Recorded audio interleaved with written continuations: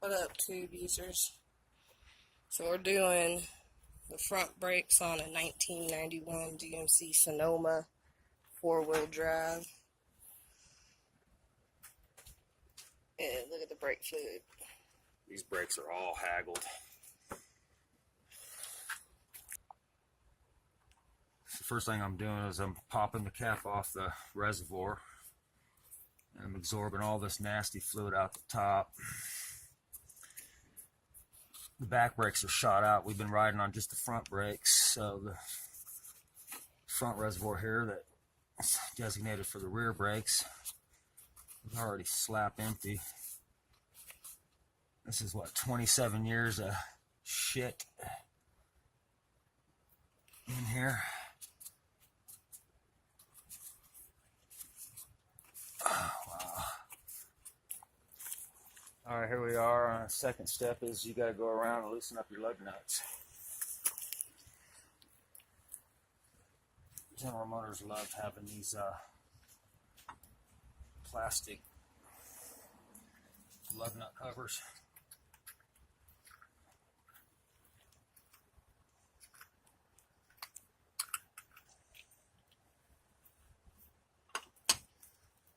Oh wow. Probably a good thing we checked that. Those are like finger tight. We are doing 80, 90, 100 miles an hour in this thing. Fucking. These are the sweet 4x4 wheels GM put back in them days. The 5-star. We drove this thing to Seattle and back and California and back. Like that.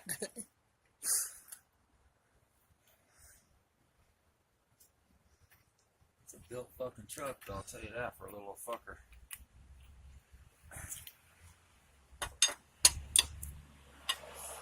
Look at that. Didn't have to put hardly any pressure on that. That's aluminum wheels for you.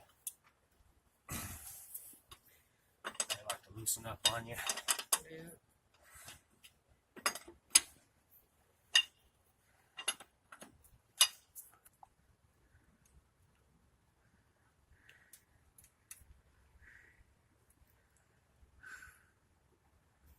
God damn, that's a beefy fucking frame for a fucking small truck.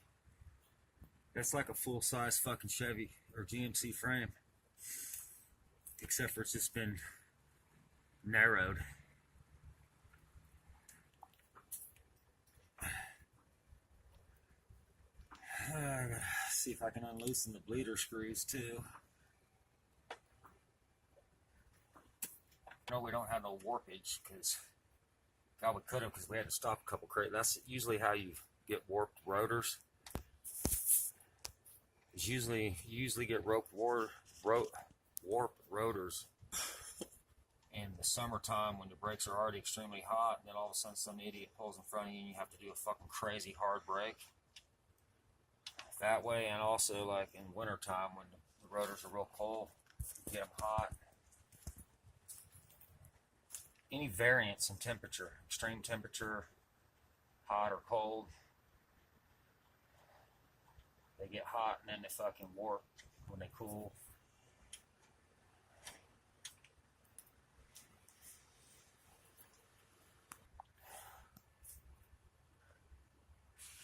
I'm gonna show everybody here how you do a fucking shade tree.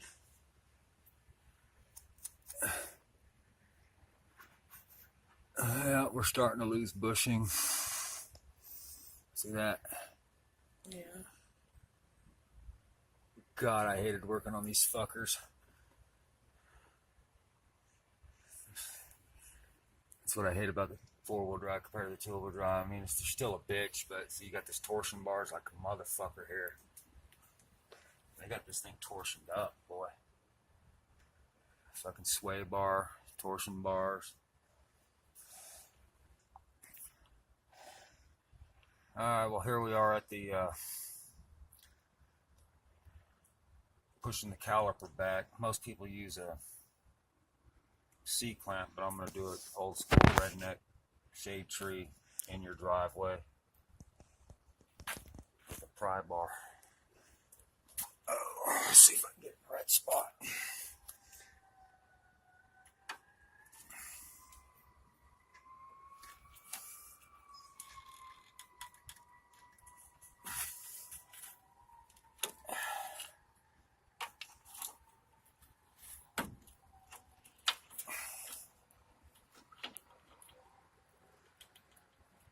I'm doing that before I even loosen the caliper bolts. Is there any fluid coming up in the tank, the reservoir? Yeah, there is. Yeah, it's bubbling. Cool.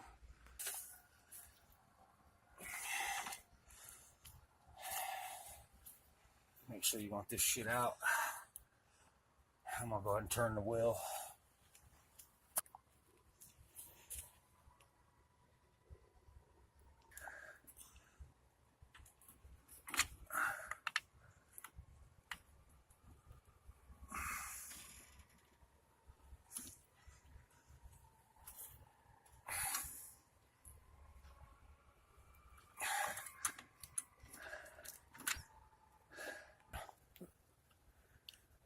Here are your caliper bolts.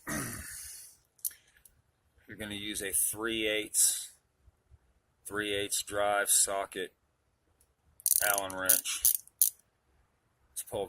to loosen those and pull them off. Most people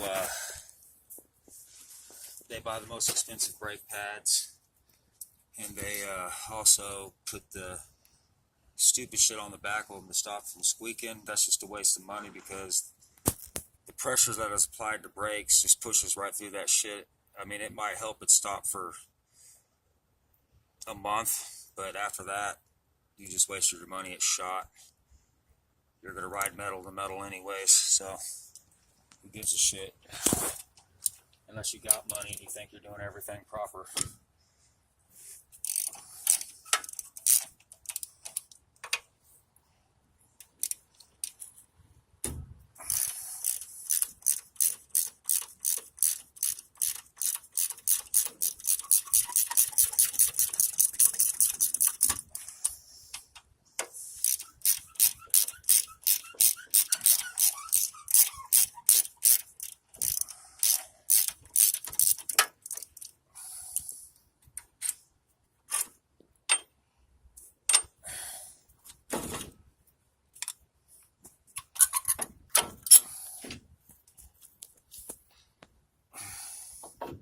Old brake pads.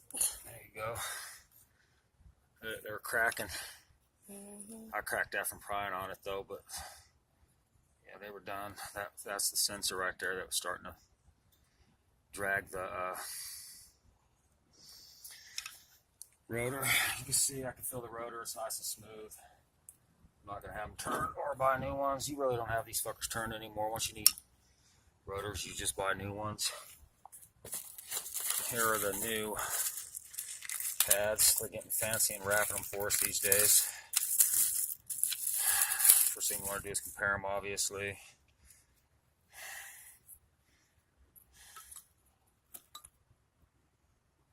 They've changed them up.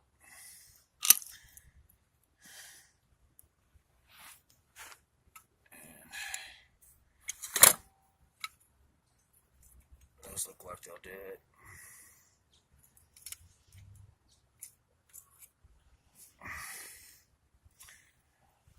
The only difference is on the back, you got the one top clipper and you got the double dual clipper. They both work. Alright. Okay.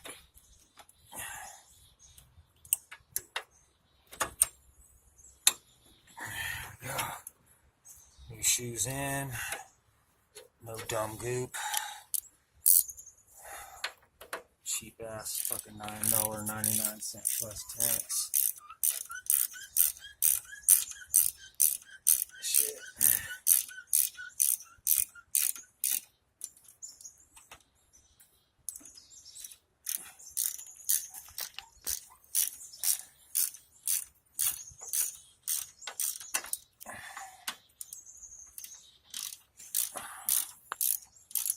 The back is what's not fun. So Now I'm going to go ahead and loosen up the bleeder screw while I've got the wheel off. We're going to loosen the bleeder screw first while we've got the wheel off, make it easier to bleed. Looks like a 10 millimeter fits good. You always want to use your box end on these things. Give it a fast pump. Just like that. There we go.